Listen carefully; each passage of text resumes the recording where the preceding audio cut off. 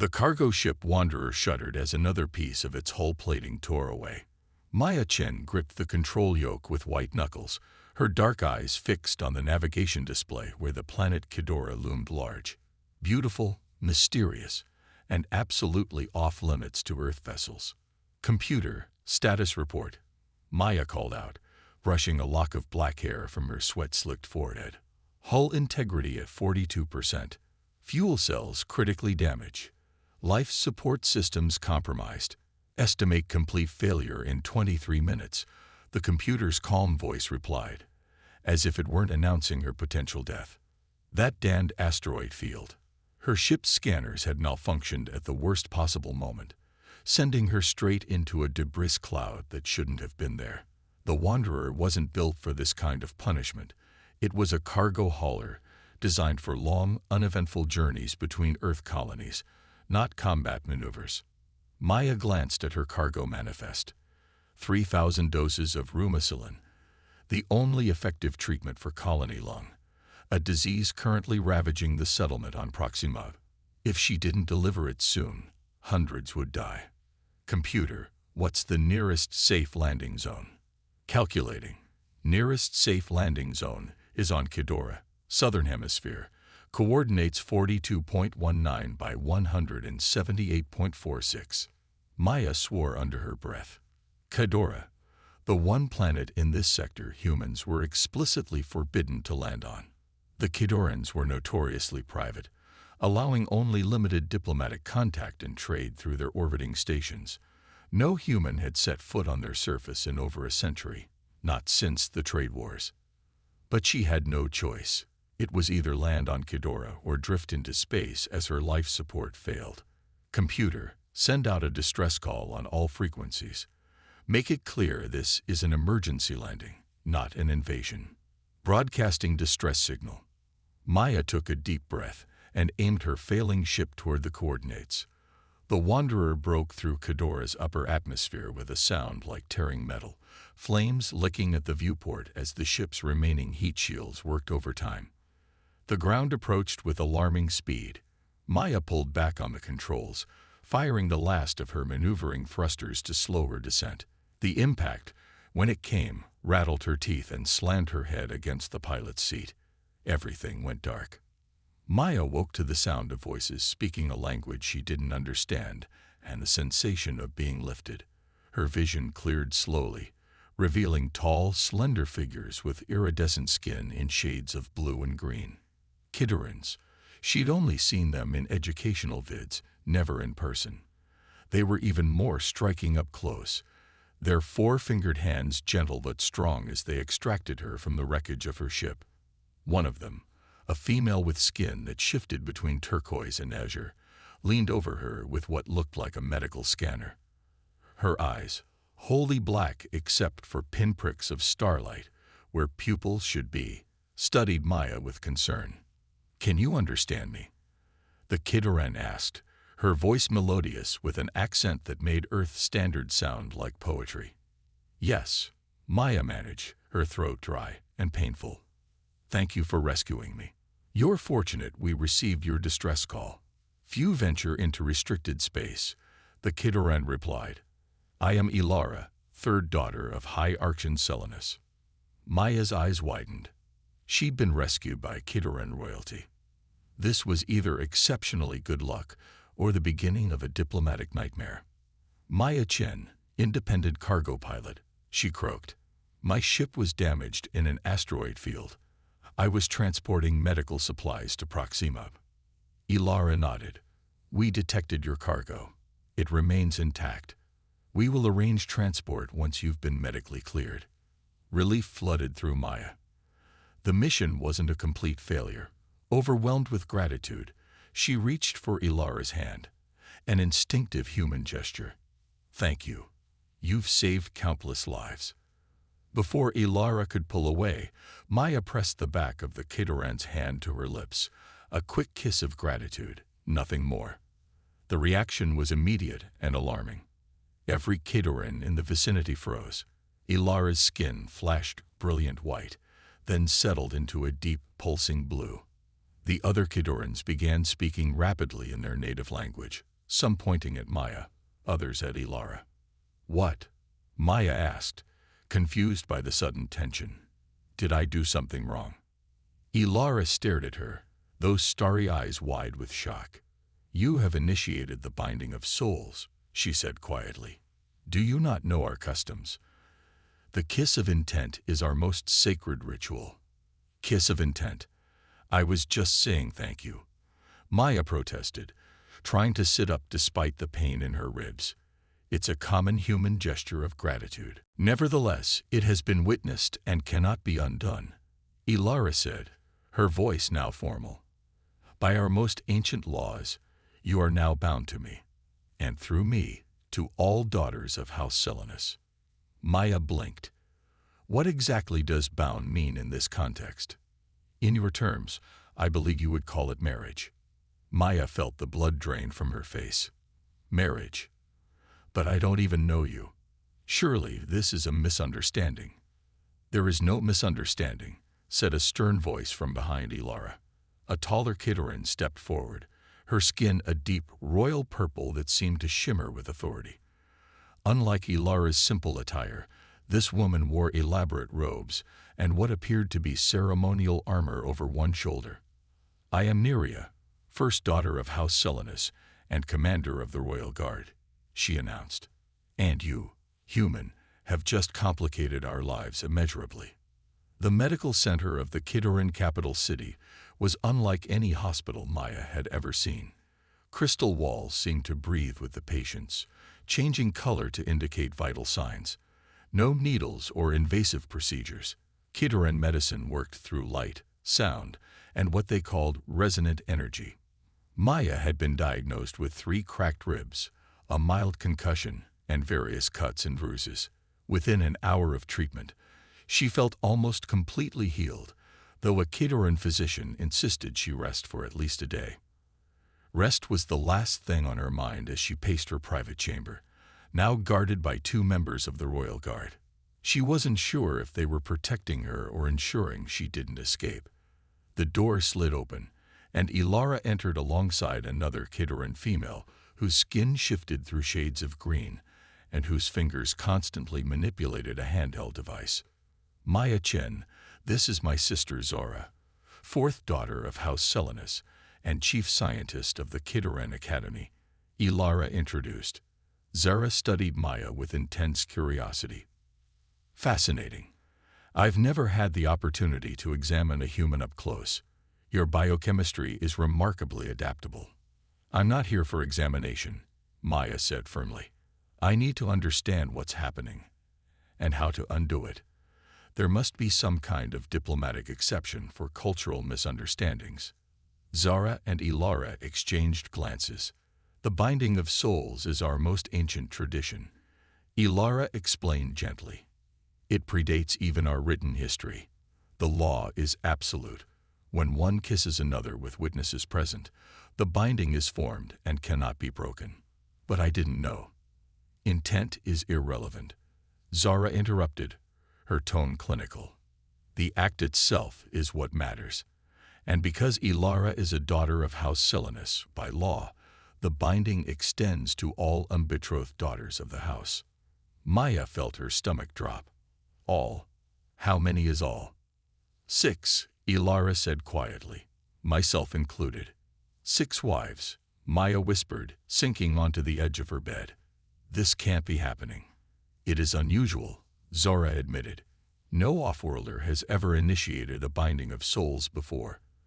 The Council of Elders is in emergency session discussing the implications." A soft chime sounded, and Zora glanced at her device. "They've reached a decision. We're summoned to the Great Hall immediately." The Great Hall lived up to its name. Massive crystal columns supported a ceiling that seemed to display the stars themselves. Hundreds of Khidorans filled the chamber, all with skin in various shades of blue, green, and purple. At the center, on a raised platform, sat a council of elderly Khidorans whose skin had faded to pale silver. Maya was led to a position before the council, flanked by Ilara and Neria. 4 other female Khidorans stood nearby. The remaining daughters of House Selenus, she assumed. Maya Chen of Earth, the central elder announced, his voice amplified throughout the hall. You stand before us as the first offworlder to initiate the binding of souls with the daughter of House Selenus. It was a misunderstanding, Maya tried to explain, but the elder raised a hand for silence. The law is clear. The binding extends to all unbetrothed daughters of the house. Neria, commander of the guard. Talia, our ambassador. Vita, master engineer. Zara, chief scientist. Kai, royal strategist. And Ilara, soul healer. 6 pairs of starry eyes regarded Maya with expressions ranging from curiosity to outright hostility. However, the elder continued, this unprecedented situation coincides with the prophecy of the 7 stars. A murmur ran through the assembled Kidorans. What prophecy? Maya asked, looking to Ilara for explanation. It was Talia, the ambassador, who answered. Her skin was a tranquil blue-green, her movements graceful and measured. The prophecy states that in our time of greatest need, an offworlder would bind the 6 daughters of the ruling house, uniting their powers to awaken the heart of Kidora and save our world from destruction. And you think I'm this prophesied savior? Maya asked incredulously. The timing is suggestive, Talia replied diplomatically. The elder spoke again. Maya Chen, while the circumstances are unusual, the law and the prophecy converge on one path. You are now bound to the daughters of House Selenus. You will undergo the traditional harmony training to establish the proper mental and emotional connections required of a bound family. And if I refuse? Maya challenged. Neria stepped forward, her purple skin darkening ominously. Refusal of the binding once initiated is considered a capital offense under Kidoran law. No exceptions. Maya looked around the hall at the hundreds of Kidorans watching her, at the 6 sisters who were now, by their law, her wives, and at the council of elders awaiting her response.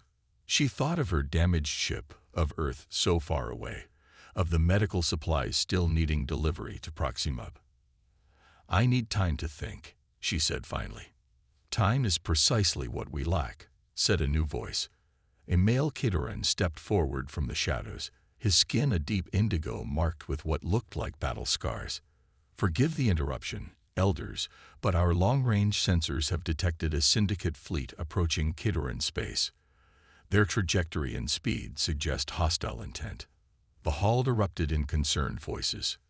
The prophecy, whispered Ilara beside Maya. It begins. Before Maya could respond, a deafening explosion rocked the great hall. Part of the ceiling collapsed, sending crystal shards raining down. Through the newly created opening, Maya glimpsed armed figures rappelling into the hall. Assassins, Neria shouted, drawing a weapon that looked like a sword but glowed with energy.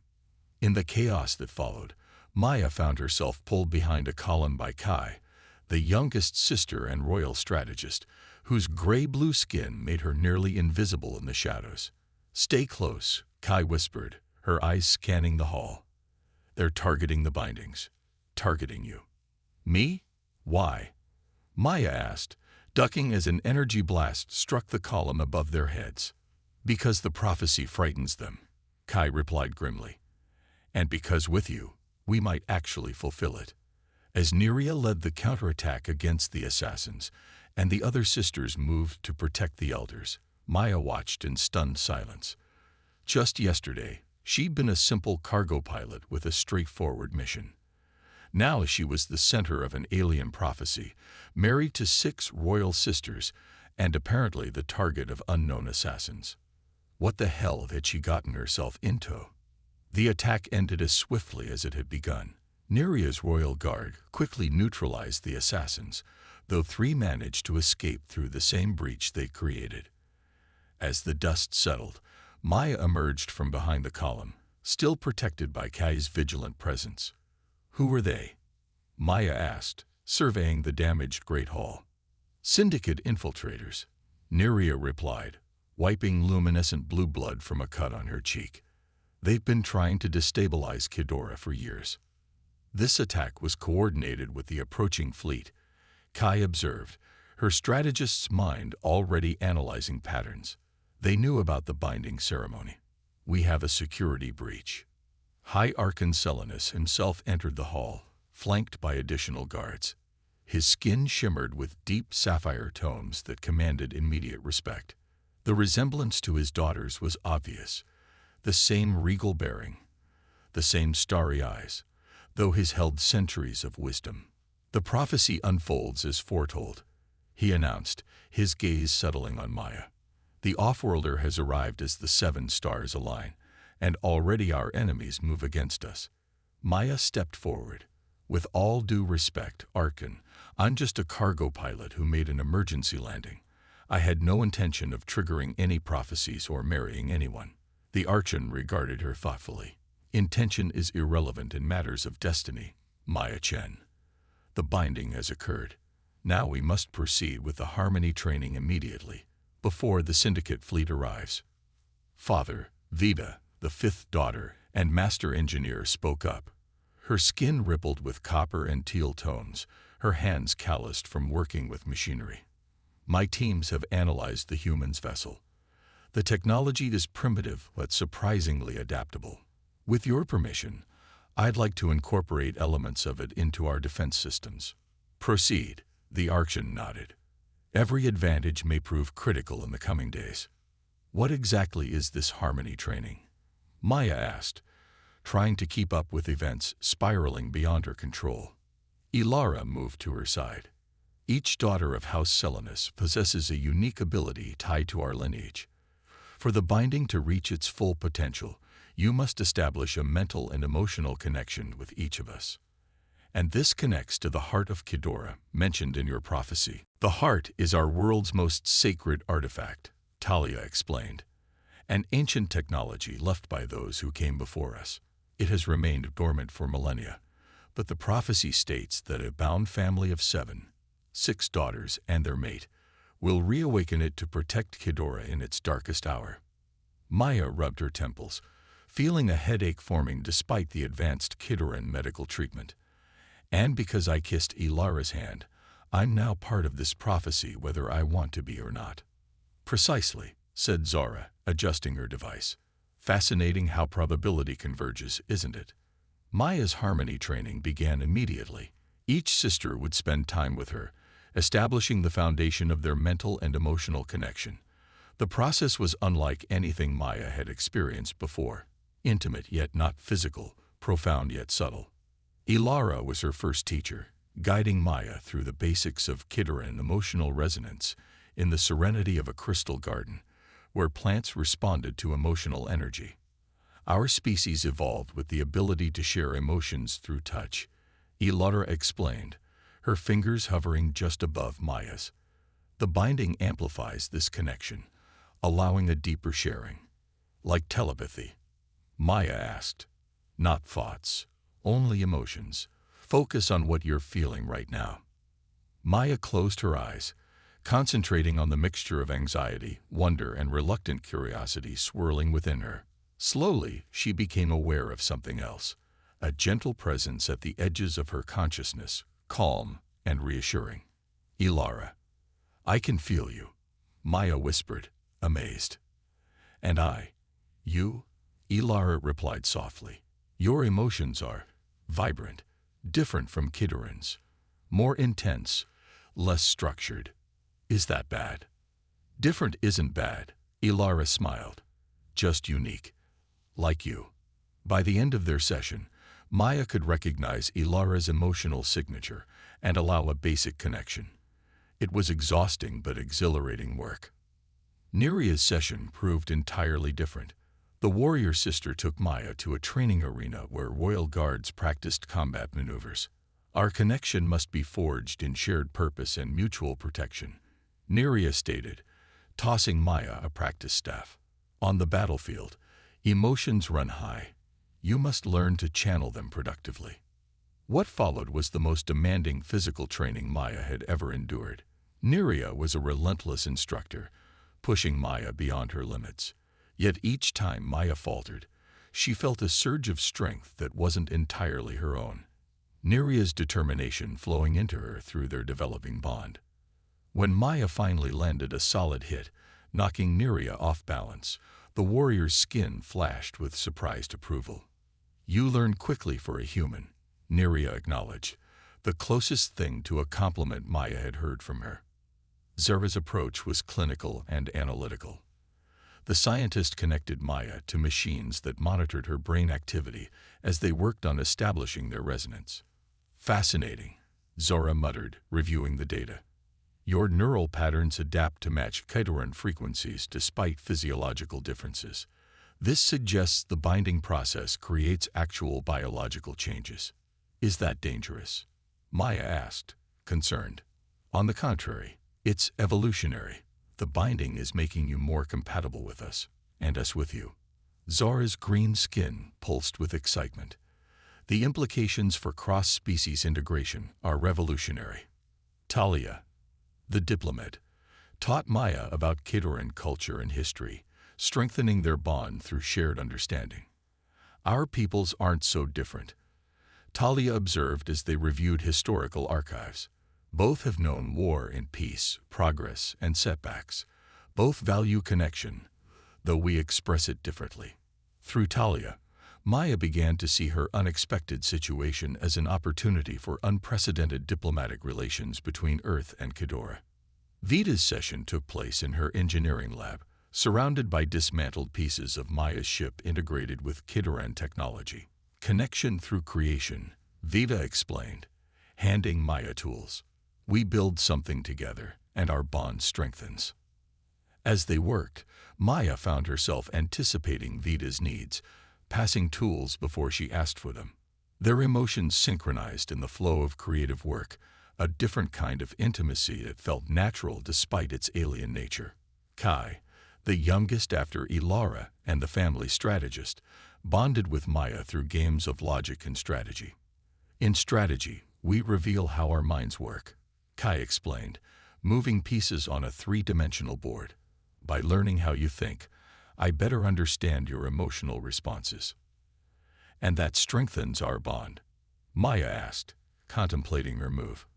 "Precisely. The heart requires harmony not just of emotion, but of purpose and understanding." By the 5th day of training, Maya could sense all 6 sisters at the edges of her consciousness. 6 distinct emotional signatures that were becoming familiar, almost comforting. The process was changing her, she realized. She was no longer just Maya Chen, Earth cargo pilot. She was becoming something else, a bridge between worlds. "The Syndicate fleet has entered the Kaidoran system," Kai reported during an emergency council meeting. "Their trajectory confirms they're heading directly for the heart." "How could they even know about it?" Maya asked. "I thought the heart was your most sacred secret." "It was," the High Archon replied gravely. "But secrets have a way of escaping, especially those of great power. The Syndicate has long sought technologies they can weaponize. If they gain control of the heart, they could use it against both our worlds," Talia added. "It was designed to connect and heal, but reverse-engineered, it could destroy emotional bonds across entire populations." Maya felt a chill at the implications. Emotional warfare. "Precisely," Zura confirmed. "Imagine societies where trust, love, and cooperation become impossible. Civilization would collapse within generations." "We cannot allow this," Neria declared. "Our defenses are prepared, but the fleet is substantial. We must reactivate the heart before they reach the surface." All eyes turned to Maya. "The harmony training isn't complete," Ilara said worriedly. "The final bonding ritual typically takes weeks of preparation." "We don't have weeks," Vida countered. "The modifications to our planetary shields will buy us hours at most." Maya stood, decision made. "Then we do it now. Show me this heart." Deep beneath the crystal city lay a chamber unlike any other. The walls pulsed with light that seemed alive, responding to their presence. At the center stood a structure that defied description. Part machine, part crystal, part something entirely beyond human comprehension. The heart of Khaidora. "It's beautiful," Maya whispered, drawn toward the pulsing light.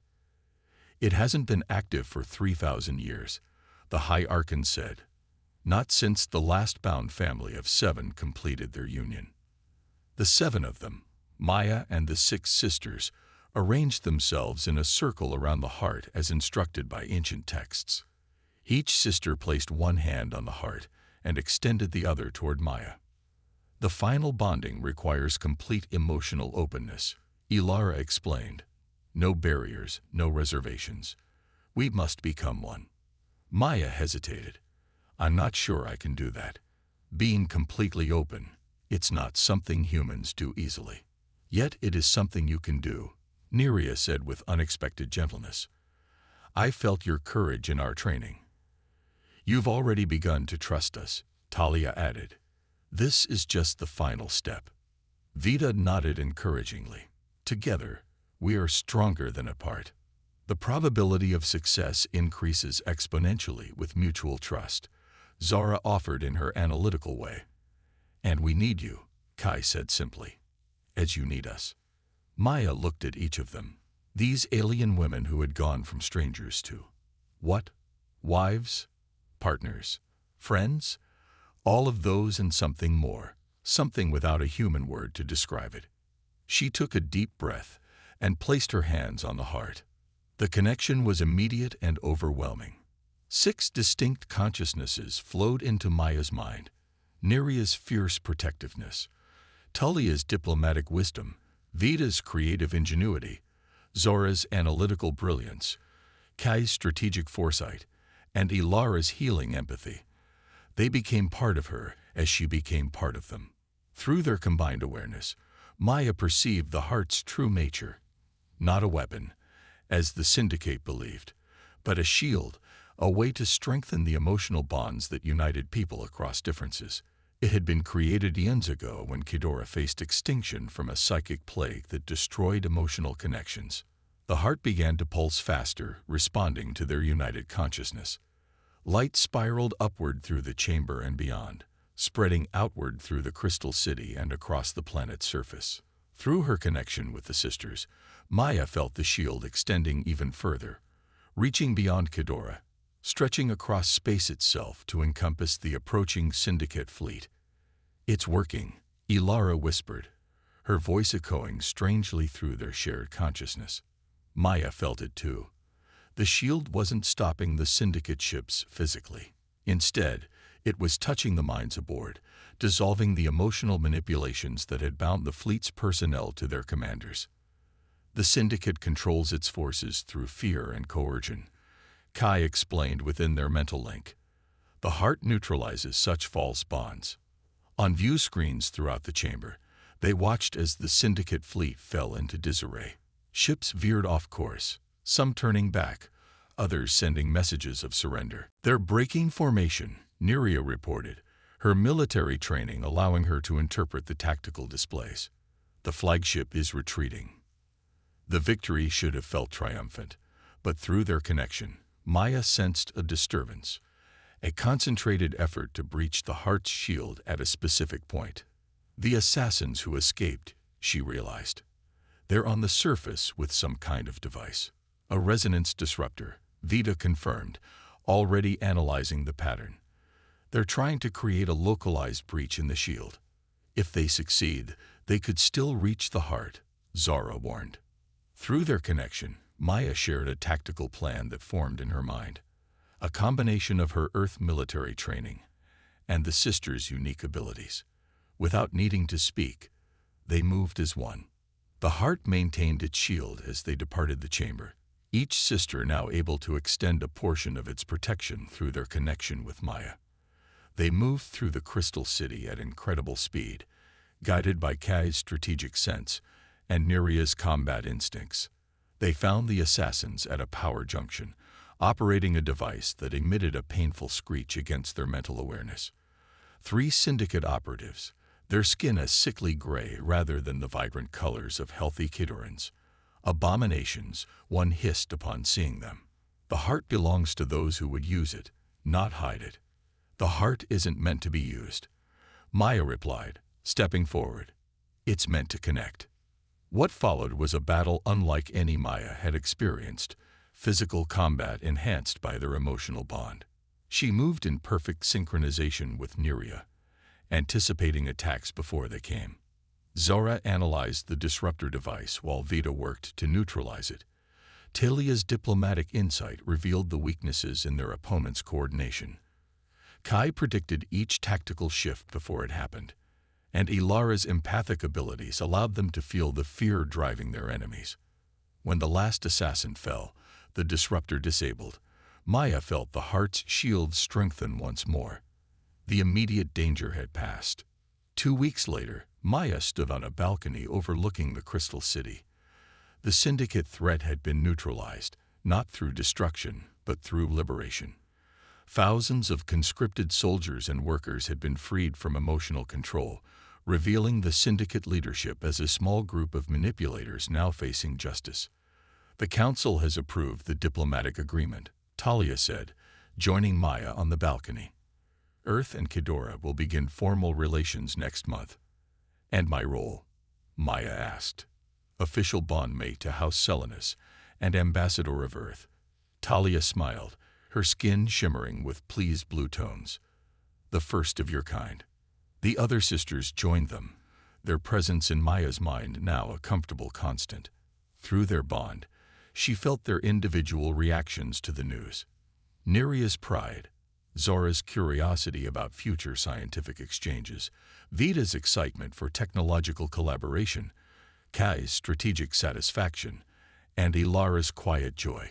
What about my ship? Maya asked. The medical supplies for Proximub. Already delivered, Vita assured her. I took the liberty of upgrading your engines. The Wanderer is now twice as fast. And we've prepared quarters for you in the family wing, Ilara added. Though we understand if you need to return to Earth periodically. Maya looked out at the alien landscape that had become strangely familiar. 2 weeks ago, she'd been a simple cargo pilot making an emergency landing. Now she was bound to 6 remarkable women, connected to an ancient technology, and positioned as a crucial link between 2 worlds. I kissed your hand as a thank you, she said to Ilara with a smile. I never expected all of this. The universe rarely conforms to our expectations, Zara observed philosophically. Sometimes it exceeds them, Kai added. Neria, usually stoic, placed a hand on Maya's shoulder. Through their bond, Maya felt the warrior's respect, hard-earned and genuine. You fought well, Neria said simply. You belong among us now. Maya felt the truth of those words resonating through 6 distinct emotional signatures that had become part of her own consciousness. This unexpected family, this unprecedented bond. It wasn't what she had chosen, but standing here among them, she couldn't imagine a different path. So, she said, looking at each of her 6 bondmates in turn, what's our next mission? The sisters smiled in unison, and through their bond, Maya felt the answer. Together, they would face whatever came next, not as separate beings, but as 7 parts of a greater whole. And somehow, against all odds, that felt exactly right.